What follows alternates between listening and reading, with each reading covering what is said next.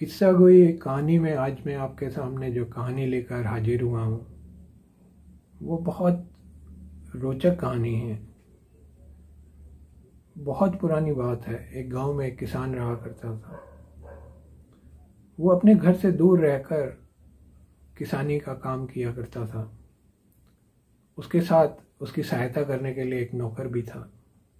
दोनों दिन भर खेत में काम करते और शाम को थके हारे खा पी कर सो जाया करते। एक दिन सोते समय किसान के नौकर ने कहा कि मालिक, मुझे आप एक कहानी सुनाइए। किसान चूँकि थका हुआ था, उसने नौकर से कहा कि नहीं, मैं बहुत थका हुआ हूँ, मुझे नींद आ रही है, तुम भी सो जाओ और मैं भी सो जाता हूँ।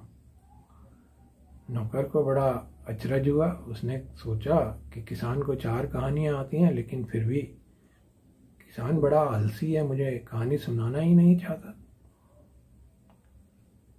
नौकर चुपचाप बिस्तरे पर लेटा रहा, लेकिन देखता क्या है, थोड़ी देर में वो 4 कहानियाँ जो किसान के पेट में थी वो बाहर निकलकर बात करने लगी।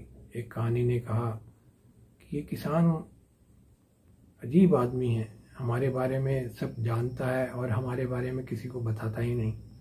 दूसरी कहानी ने कहा कि हमें इसके पास रहना ही नहीं चाहिए। तीसरी ने कहा कि हमें यहाँ से कहीं और चले जाना चाहिए। चौथी कहानी बोली, हमें जाने से पहले इसे मारना पड़ेगा। पहली कहानी ने कहा कि कल जब ये खाना खाएगा तो उसके पहले कौर में मैं कीले मिला दूंगी, जिसे खाते ही ये तुरंत मर जाएगा। दूसरी कहानी बोली कि अगर ये फिर भी ना मरे तो मैं क्या करूंगी कि रास्ते में एक बड़ा सा पेड़ बनूंगी और इसके ऊपर गिर पड़ूंगी, जिससे ये उसके नीचे दबकर मर जाएगा।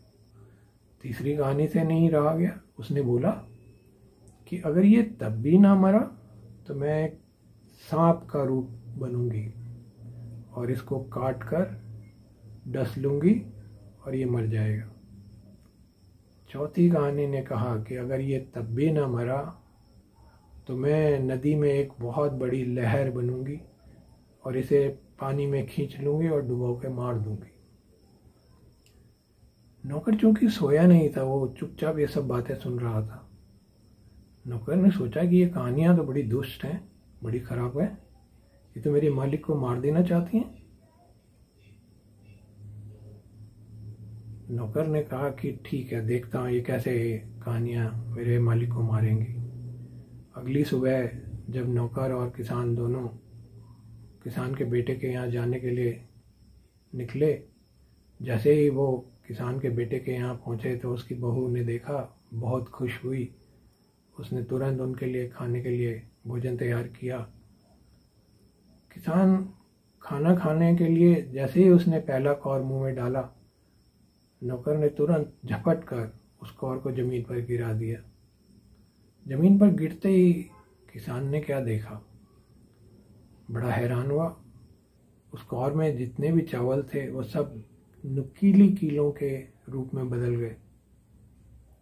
किसान को लगा अगर मैं ये खा लेता तो मैं तुरंत मर जाता। उसके बाद वो दोनों वहाँ से निकले। रास्ते में एक पेड़ उनके ऊपर गिरने वाला था, लेकिन नौकर ने बड़ी फुर्ती से किसान को खींच लिया, जिससे उसे जान बच गई। थोड़ी दूर चले थे कि बीच रास्ते में एक सांप आ गया। वो किसान को काटने ही वाला था कि नौकर ने अपने डंडे से एकदम से एक बहुत तेज वार सांप पर किया, जिससे सांप वहीं पर ढेर हो गया। वो और आगे चले तो रास्ते में नदी पड़ी। जैसे ही वो नदी में पैर रखने को ही हुए कि एक लहर आई बहुत तेज, जो लगभग किसान को खींच लेती और डुबो देती। पर नौकर ने बहुत फुर्ती से उस लहर को आने से पहले ही किसान को खींच लिया, जिससे किसान की जान बच गई। किसान ने सोचा इसने मेरी 4 बार जान बचाई, जरूर इसे इन सब बातों का पता था। किसान ने नौकर को कहा कि तुम्हें इन सारी बातों का पता था, तुम्हें कैसे पता था, मुझे बताओ। नौकर ने कहा, मालिक, अगर मैं तुम्हें ये सारी बातें बता दूंगा तो मैं एकदम से पत्थर का हो जाऊंगा और मैं अपने स्वरूप में तभी वापस आऊँगा जब आप अपने पोते को मुझसे छुआओगे या अपने पोते को मेरे ऊपर फेंकोगे। किसान ने कहा कि तुम चिंता नहीं करो, तुम मुझे सारी बातें बताओ, मैं वैसे ही करूँगा जैसे तुमने मुझे बताया है। नौकर ने डरते डरते सारी बातें बताई कि रात को जब आप सो रहे थे तो चारों कहानियाँ आपके पेट से बाहर निकली और उन्होंने इस तरह का पूरा प्लान आपको मारने का बनाया। क्योंकि मैं सोया नहीं था, मैं सारी बातें सुन रहा था। किसान बड़ा खुश हुआ, लेकिन देखता क्या है, इधर उसने पूरा रहस्य बताया, उधर वो पत्थर का बन गया। किसान वहाँ से सीधे अपने घर चला आया। घर आकर कुछ दिनों के बाद उसने अपनी बहू को पूरी कहानी बताई। बहू ने जैसे ही कहानी सुनी तो वो बड़ी दुखी हुई। उसने मन ही मन सोचा कि नौकर ने इतना उपकार मेरे ससुर पर किया है, फिर भी इन्होंने ऐसा व्यवहार क्यों किया। उसने तुरंत अपने बेटे को उठाया और उस पत्थर तक पहुंची, और पहुंचते ही उसने अपने बेटे को उस पत्थर पर फेंका।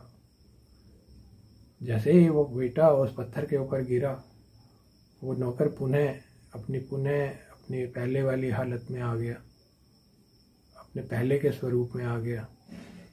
नौकर बड़ा खुश हुआ। लेकिन हुआ क्या, उसके बाद किसान ने उस नौकर को अपने यहाँ नौकरी पर नहीं रखा। पता नहीं क्यों। तो दोस्तों, आपको ये कहानी कैसी लगी? अगर ये कहानी आपको अच्छी लगी तो कमेंट बॉक्स में ज़रूर लिखें। हाँ, इसे लाइक और शेयर और सब्सक्राइब करना ना भूलें। अगली बार एक और कहानी लेकर फिर हाजिर होता हूँ। नमस्कार, धन्यवाद।